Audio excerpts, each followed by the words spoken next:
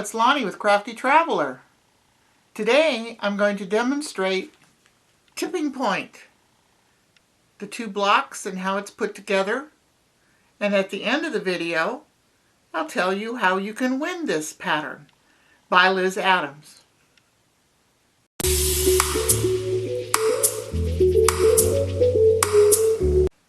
Well, it's been 3 or 4 weeks since I did my last video, and this shelter in place is getting rather boring.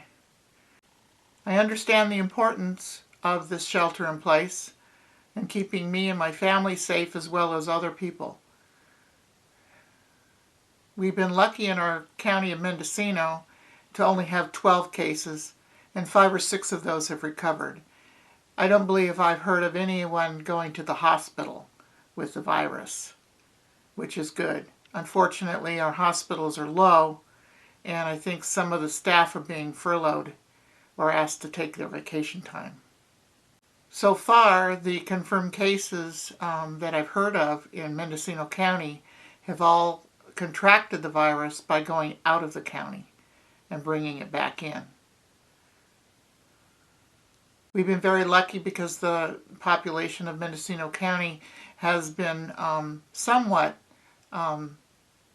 effective with the distancing in place, and as of May 1st, masks are now required when you go into a public place or store. The weather's been great. It's spring, and the weather today was in the high mid-60s, so it's beautiful to walk around and see the green grass and trees and all the flowers that are blooming. My daily routine starts with Snickers waking me up about 7 o'clock, and I get up and feed him and make my breakfast. My husband gets up around 6 and he goes out into the living room and reads the newspapers online. When I come out, he makes his oatmeal and he talks about what he's read on the newspaper. And then around 9 o'clock I get dressed and do some exercise either on my recumbent bike or take a walk with Snickers. I go to the dining room table where I have my watercolor paint set up, and I do a couple of hours of watercolor. Here's a couple of my paintings that I've done so far.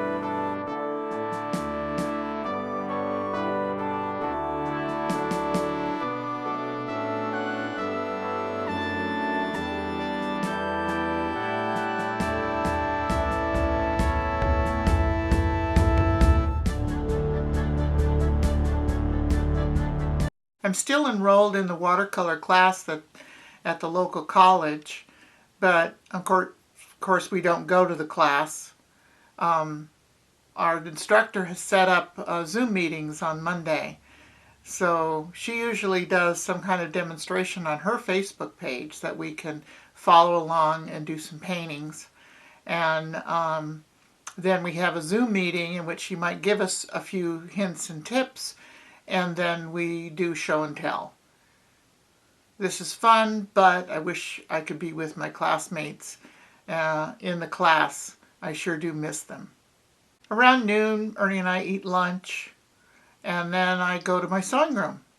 And I've been doing a lot of sewing. I've been making lots of facial coverings. I've made the facial coverings all for my family and friends now.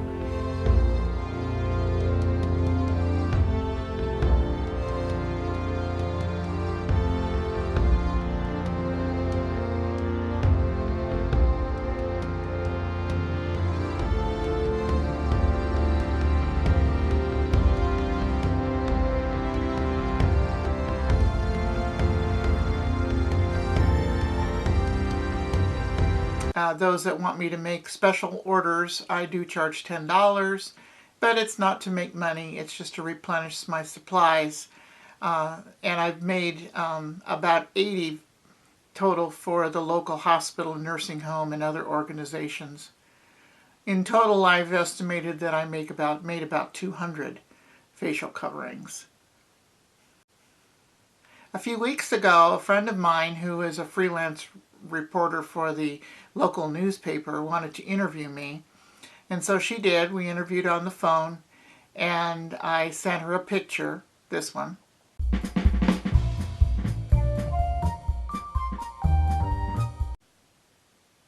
and it was posted in the newspaper, and my friends and relatives were very surprised, and they gave me good messages and on Facebook and emails that they enjoyed the article and thought the picture was cute and colorful.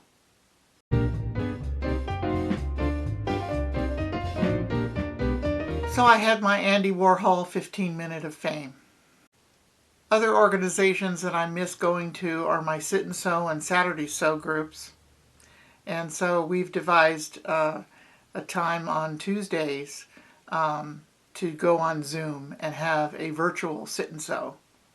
We all sit at our sewing rooms and sew along, and we talk and chat and show our projects just like we would do at a regular sit and sew meeting. I'm just sorry I can't be with these ladies. I love them a lot and I miss being with them. My Quilt Guild also I miss going to once a month. We've had to cancel our April and May meetings, and we also had to cancel our May Quilt Show, which was a big disappointment. We're hoping to get back in June, but it depends on the shelter in place, and we meet at a church, so the church may not be open, so we just have to wait and see. The most disappointing thing that's happened is that my husband and I have decided to cancel our cross-country trip with our trailer, and we were going to leave around May 23rd and be back by 4th of July. We started getting cancellations from some of the RV parks we were going to stay at the end of May, and with other states not having any shelter in place and their numbers going up, we decided that it wouldn't be safe for us to travel across country at this time. We are hoping by the end of the summer that we might be able to take our trailer for a couple of weeks and go up to the Sierras, the Eastern Sierras, and go do a little camping and fishing. But again, we have to wait to see if the parks open up and if we're able to do that. Now I want to demonstrate how to do the blocks that are involved in this tipping point pattern.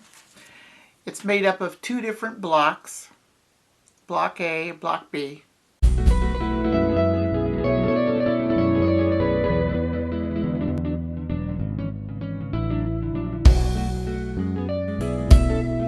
And you sew 7 groupings. Now in the larger quilt that we did at the retreat in 2016, there are 18 fat quarters needed. I only used 9 fat quarters for this one. I wanted it to be just a smaller one, a lap quilt. So after you make the 7 units,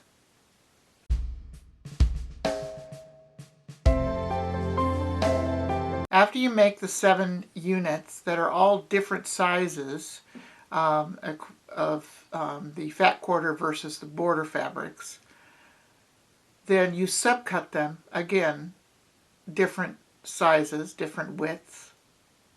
I know in some designs I've seen they use jelly rolls with the border fabric or the background fabric, but that's what makes this pattern more unique, and I think it's more interesting because of the different sizes that you cut and subcut.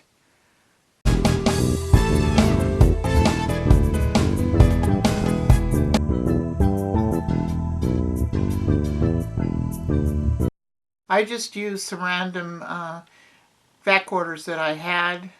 I've seen it made in different colors that coordinate a little bit better, and all the designs that I've seen have been beautiful. The pattern also suggests that you put a strip of background on each side of the row of strips that you sew together.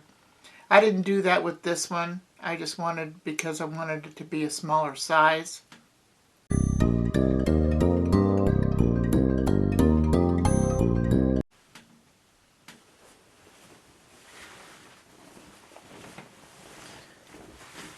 So this is what I did. So I did not put anything in between each of the rows of strips.